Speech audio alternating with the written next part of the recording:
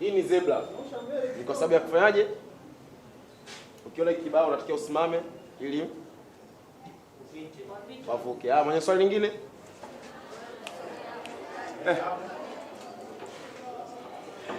Mimi swali langu nilikuwa nauliza yani trafiki akiwa na mke wake barabarani anaruhusiwa kusimamisha? Haruhusiwi. Yaani umenielewa vibaya. Yaani sasa hivi yani mmoja trafiki wa kike akawa ni anaumwa afu mume wake sio trafiki. Ndio nikamaanisha yani yule mwanaume anaweza kaenda kumsaidia mke wake kusimamisha magari. Haruhusiwi.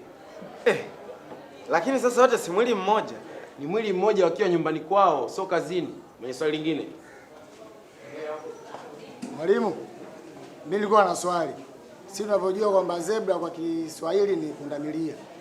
Je, hadi wanyama wanaruhusiwa kupita? Unaona kuna mnyama? Na binadamu wale. Binadamu? Haya, kaa chini. Mwenye swali lingine?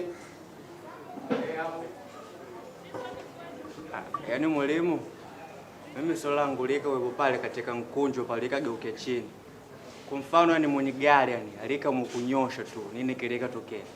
Unaona kuna mnyosho hapa? Ilika wewe hapo tu swali lenyewe. Anyways, nadhani tumemaliza. Tunaenda kipindi kijacho, sawa? Okay, mimi naenda. Mimi naenda na wewe.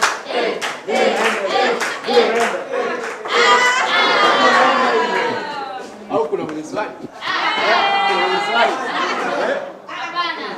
Mimi ndo naondoka hivi.